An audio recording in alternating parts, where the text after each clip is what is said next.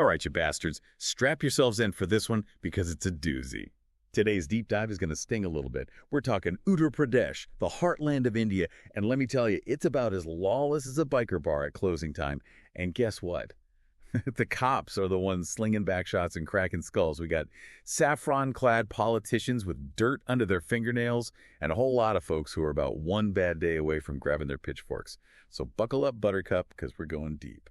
What's mental is how this whole tough guy routine blew up in their faces. You got Yogi Adityanath, the big cheese himself, strutting around like he's John Wayne in a saffron robe. But turns out, handing the keys to the kingdom over to the cops and bureaucrats, well, that turned into a fucking shit show quicker than you can say, gong. And you want to know who's left holding the bag?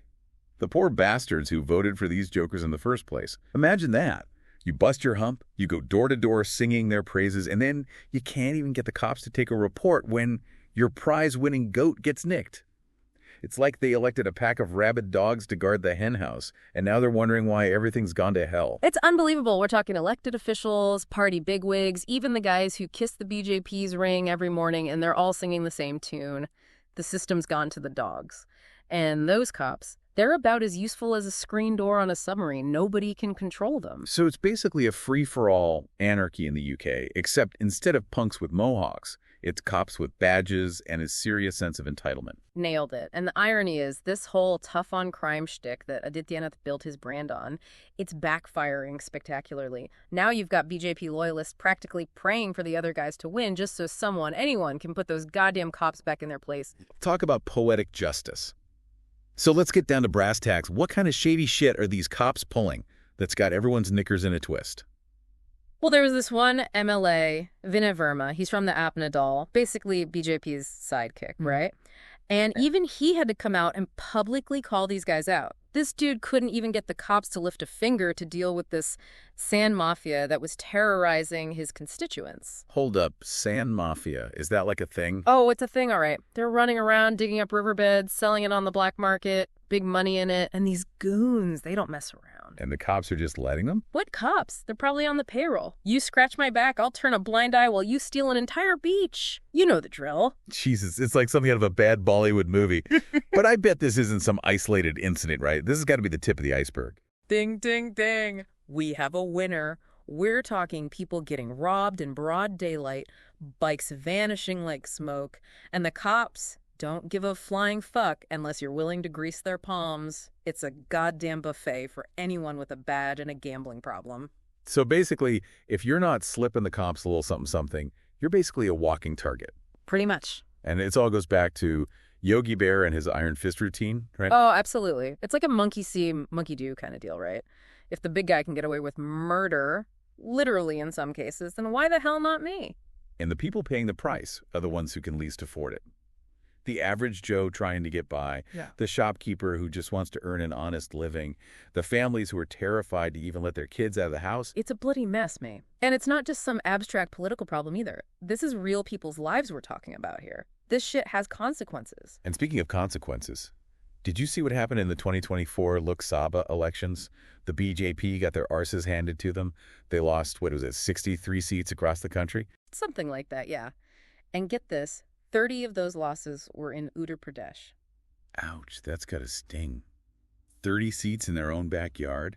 Talk about a vote of no confidence. It's brutal. And you know what a lot of folks are saying? They're saying this whole tough guy act, this disregard for the common man, it's what cost them the election. Well. Looks like you can't just bulldoze your way to victory every time. Nope. Sometimes you gotta actually listen to the people you're supposed to be representing, you know? Crazy thought, I know. Wild, right? It's almost like democracy is supposed to be, democratic. But who are we to judge? We're just a couple of clowns with a microphone and a podcast, right? Hey, at least someone's got to point out when the emperor's got no clothes on. True that. But on that note, I think we need to take a quick break, grab another beer, and then dive back into this cesspool. Because trust me, we've only just scratched the surface of this shit. And get this, it's not just the small fry feeling the heat. This shit goes all the way to the top. Word on the street is, under Adityanath, want to file a complaint. Better have deep pockets. Need the cops to actually investigate something?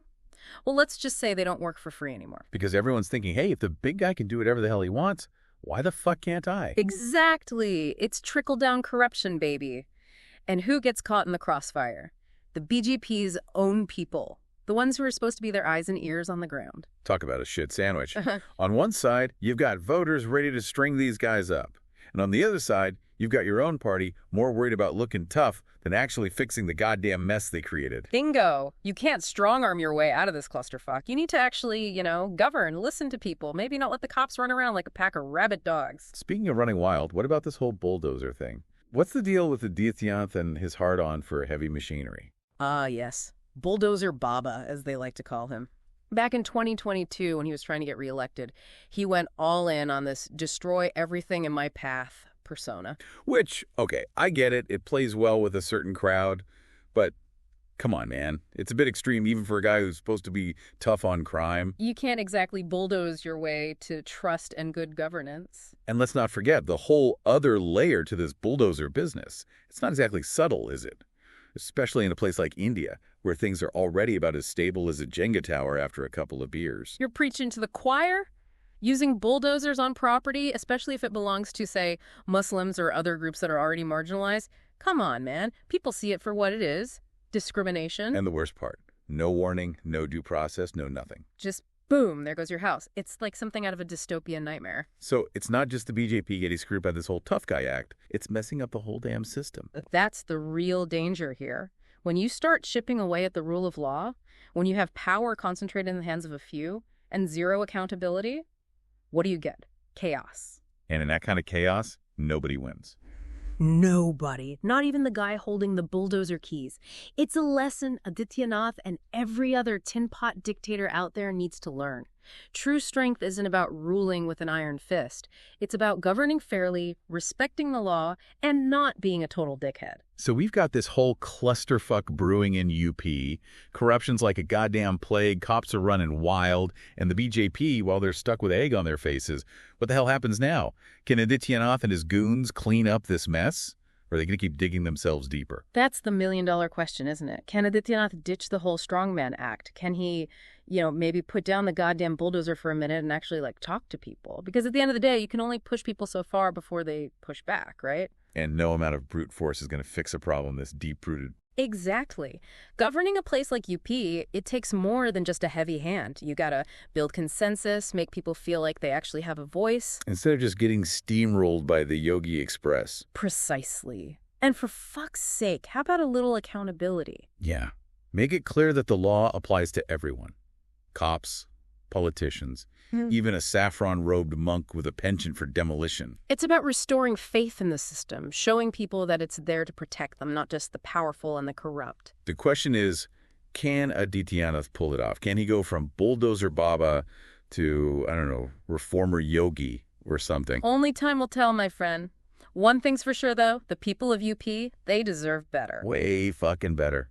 Well, folks, there you have it. Another deep dive into the belly of the beast. A cautionary tale about what happens when power goes unchecked and the people in charge forget who they're supposed to serve. And on that cheery note, we'll leave you with this thought. Will Adityanath step up and fix this mess? Or will he go down in history as the guy who broke India's most populous state? Only time will tell. That's all from us this time, folks. Until next time, stay informed, stay vigilant, and if you see a bulldozer headed your way, for fuck's sake, run.